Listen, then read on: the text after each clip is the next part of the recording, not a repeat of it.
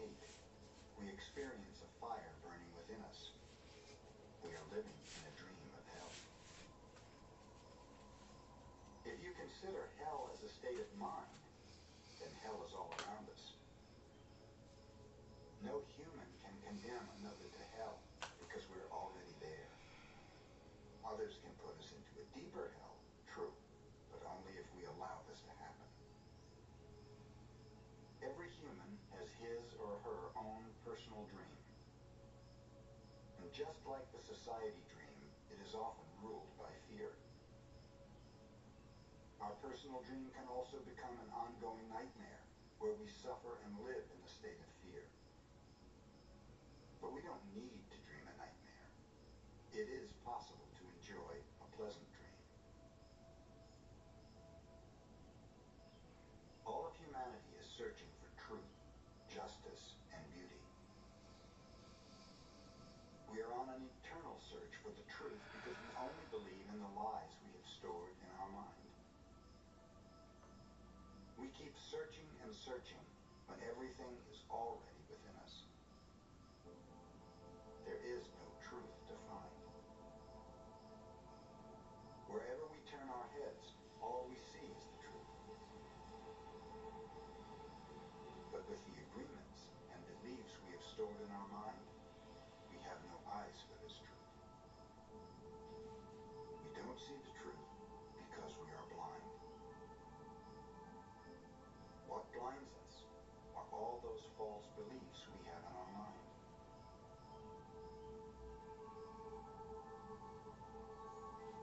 It is as if we live in the middle of a fog that doesn't let us see any further than our own nose. This fog is our personal dream of life. Everything we believe about ourselves and the world, all the concepts we have about what we are, all the agreements we have made with others, with ourselves. During the process of domestication, we form an image of what perfection is in order to try to be good enough, in order to be accepted by everybody. But we don't fit this image. We create this image, but this image is not real. We reject ourselves.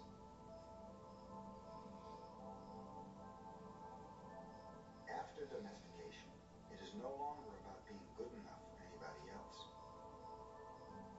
We are not good enough for ourselves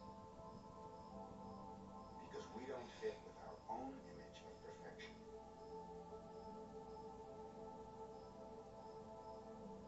We cannot forgive ourselves for not being what we wish to be, or rather, what we believe we should be.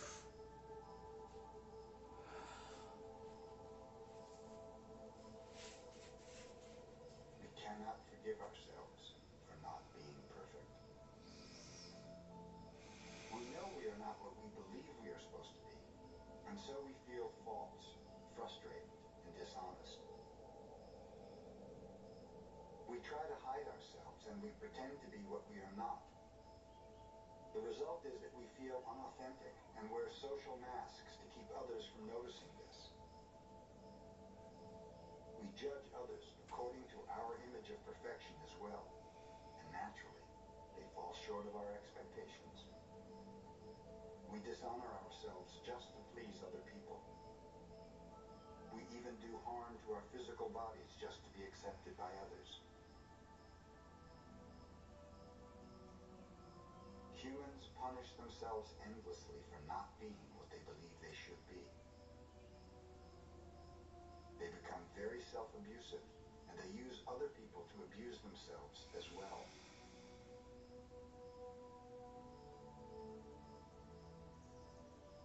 But nobody abuses us more than we abuse ourselves.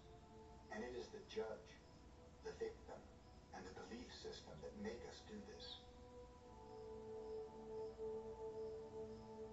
The way we judge ourselves is the worst judge that ever existed. In your whole life, nobody has ever abused you more than you have abused yourself. And the limit of your self-abuse is exactly the limit that you will tolerate from someone else. If someone abuses you a little more than you abuse yourself, you'll probably walk away from that person.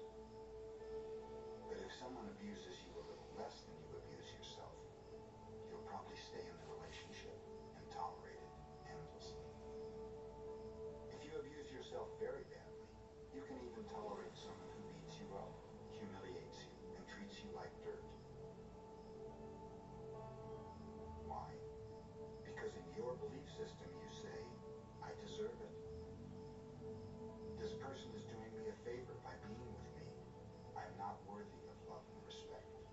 I'm not good enough.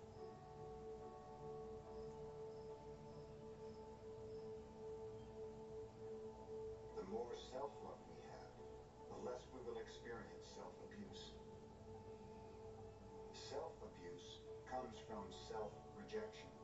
And self-rejection comes from having an image of what it means to be perfect and never measuring up to that ideal. Our image of perfection is the reason we reject ourselves. It is why we don't accept ourselves the way we are, and why we don't accept others the way they are.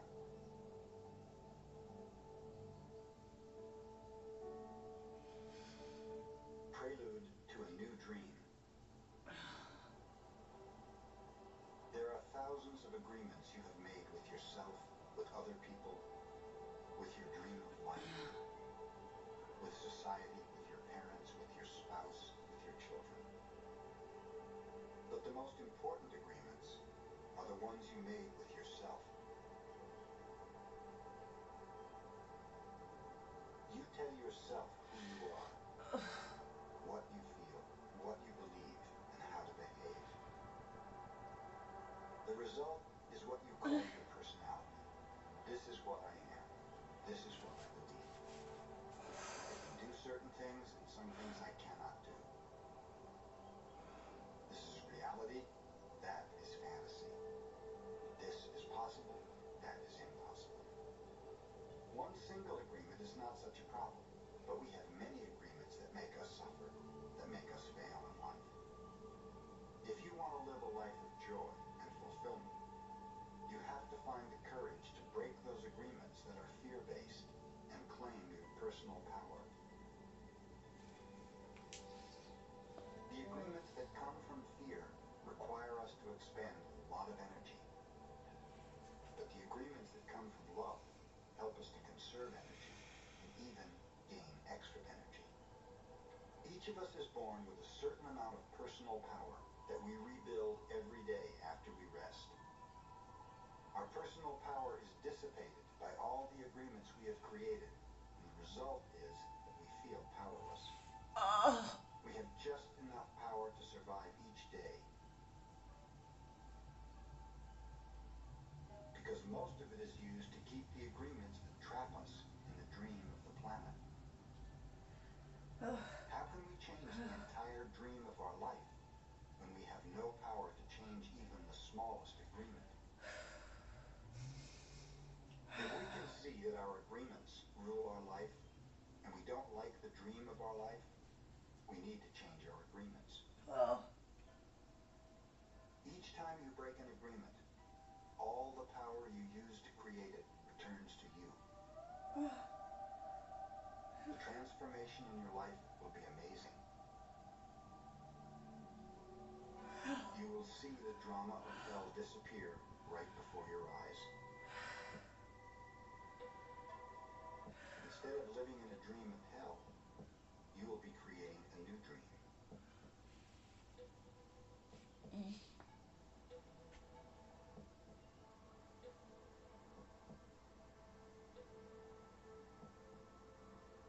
To be alive is the biggest fear humans have. Death is not the biggest fear we have. Our biggest fear is taking the risk to be alive and to express what we really are. Just being ourselves is the biggest fear of humans.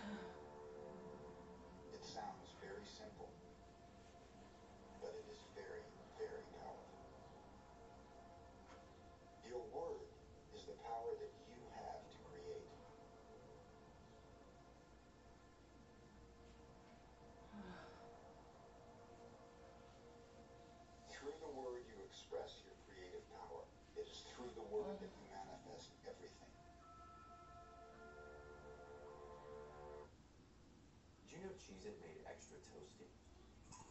Of course. Want it? Need it? Cheez-It. Oh.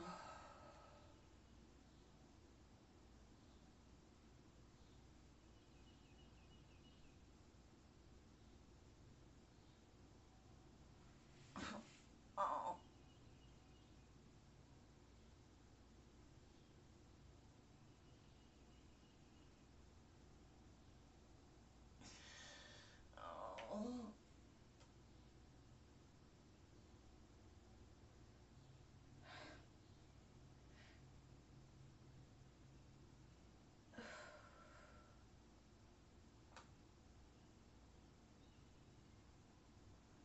Oh.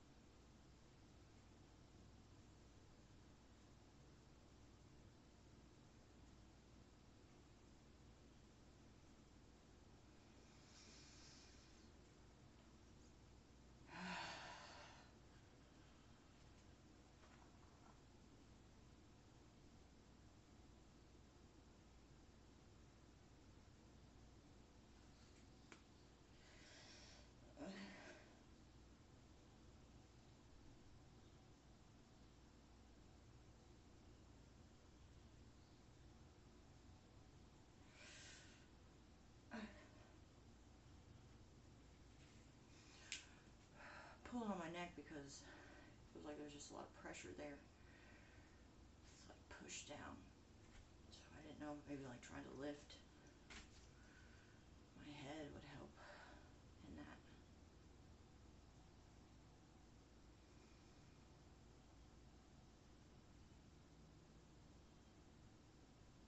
I just heard yes.